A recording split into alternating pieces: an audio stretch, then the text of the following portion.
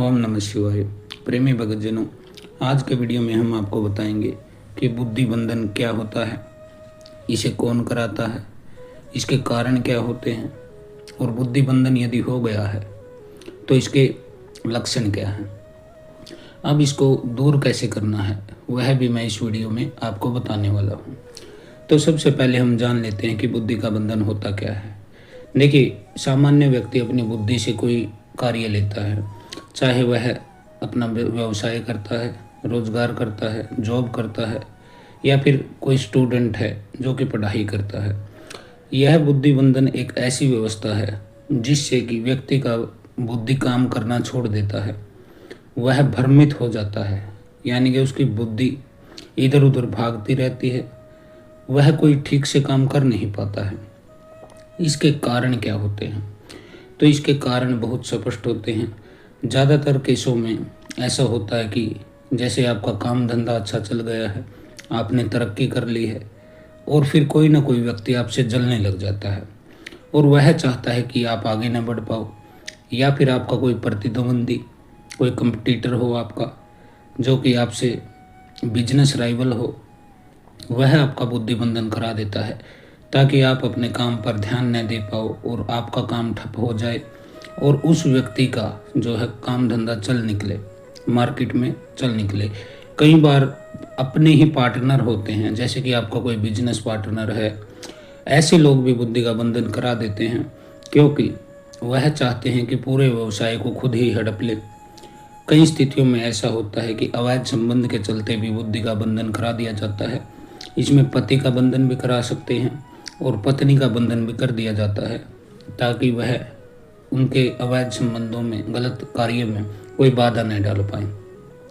कई बच्चों का करा दिया जाता है, जैसे आपका बच्चा बहुत अनुभवी है, पढ़ने में बहुत ही उसका मन लगता है, वह बहुत अव्वल नंबर लेकर आता है, पास होता है, टॉप करता है, तो इससे जलने वाले लोग भी बच्चे का बुद्धि बंधन करा देते हैं। तो ये होता है बुद्धि बंधन के कारण। अब इसके लक्षण हम जान लेते हैं। चाहे आप कोई पुरुष है या स्त्री, आपको काम करने में दिक्कत आने लग जाती है। आपका कोई काम जो पहले अच्छा चल रहा था वह ठप होने लग जाता है क्योंकि आपका मन काम में अब लगता नहीं है। बार बार आप काम बदलते हैं, पहले ये किया, फिर वो काम छोड़ के बीच में ही दूसरा काम शुरू पकड़ा, फिर तीसरा।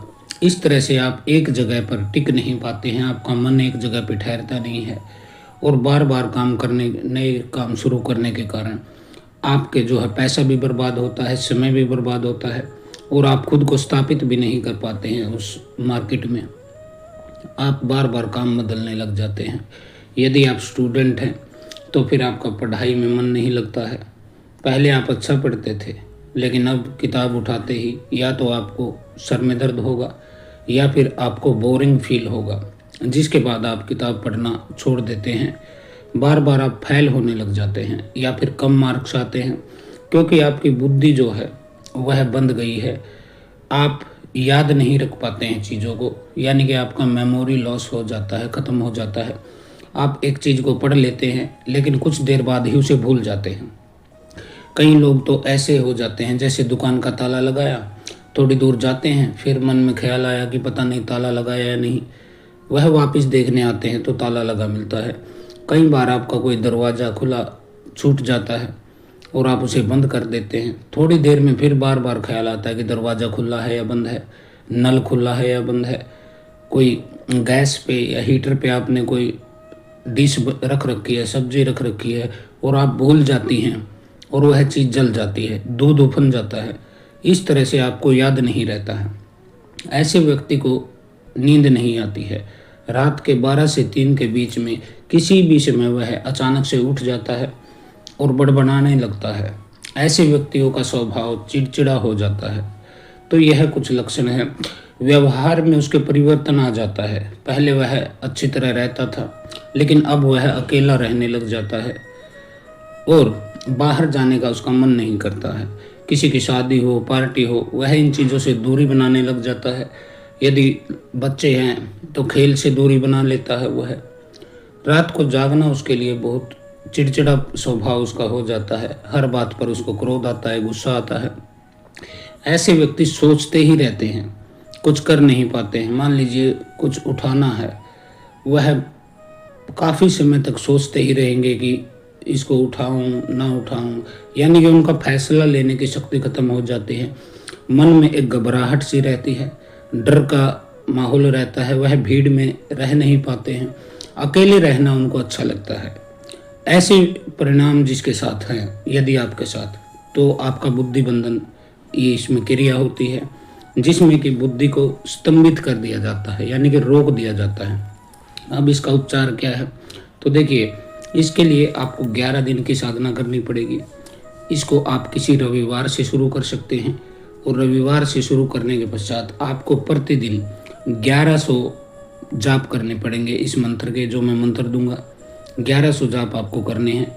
आप किसी भी रविवार से शुरू करके अगले 11 दिन तक यह साधना कर सकते हैं। और आपको हाथ में जल लेके संकल्प लेना होगा कि मैं अपना नाम, अपने पिता का नाम, जहाँ रहते हैं जगह का नाम, आज संकल्प लेता हूँ कि माता सरस्वती मेरी बुद्धि के बंधन को काट दे, और साधना में कोई भूल चूक हो जाए तो मुझे माफ़ करें। इस तरह से संकल्प लेके आपको प्रतिदिन 1100 की संख्या में जाप करना है।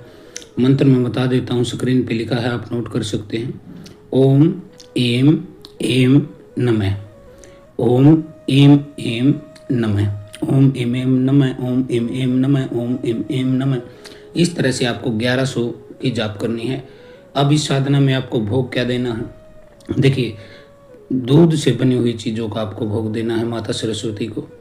इसमें आप खीर का भोग लगा सकते हैं, या फिर दूध में एक बतासा डाल के भी आप भोग लगा सकते हैं। आपको करना क्या है, एक कटोरी लीजिए, उसमें दूध डालिए, एक बतासा उसमें छोड़ दीजिए, और उसको माता सरस्वती के चित्र के सामने रख के अपना जाप शुरू कर लीजिए। और जैसे ही जप खत्म होता है, उस दूध पर 3 फूंक मार के आपको स्वयं ही पी लेना है। वह माता का भोग है, और मंत्र से अभिमंत्रित होने के पश्चात उसकी शक्ति कई गुना बढ़ जाती है। ऐसे आपको करना है। रविवार के दिन आपको खीर जरूर बनानी है। रविवार के दिन आप खीर बनाएंगे और उसका भोग माता सरस्वती को देंगे, और स्वयं भी खीर आपको खानी है। 11 दिन तक नियम से आपको यह साधना करनी है। इसमें आपको ब्रह्मचार्य का पूर्णतः पालन करना है, आपको संभोग नहीं करना है, आपको ब्रह्मचारी रहना है, खीर का भोग लगाना है, दूध का भोग लगाना है, और रविवार से शुरू करना है। 1100 की संख्या में जपना है। 11 दिन बाद फिर आपको महसूस करना है कि आपको कितना लाभ मिला। कुछ लोगों का तो 11 दिन में बुद्धि का बंधन कट जाता है, लेकिन कुछ लोगों को जो हैवी प्रक्रिया होती है, भारी मात्रा में शक्ति लगाई जाती है, ऐसे व्यक्तियों को इससे 20 से 30% लाभ मिलेगा। फिर उनको 11 दिन और साधना करने की आवश्यकता होती है। 11 दिन और साधना करेंगे तो आपका पूर्ण रूप से बुद्धि का बंधन कट जाएगा। किसी भी तांत्रिक ने किया हो उसका यह बंधन कट जाएगा। माता सरस्वती का ये मंत्र बहुत शक्तिशाली है। यह एक बीज मंत्र है। इसका जाप करने से आपका बुद्धि का बंधन कट जाता है।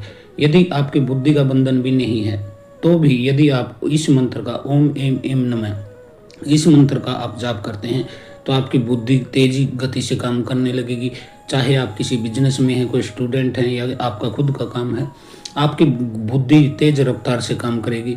नॉर्मल व्यक्ति के लिए प्रतिदिन 108 बार जाप करना बहुत होता है ओम एम एम नमः मंत्र का, और बुद्धि बंधन में आपको 11 माला जपना पड़ेगा। तो आज के लिए इतना ही। हर हर महादेव। ओम काली आदेश गुरु गोरक्षनाथ।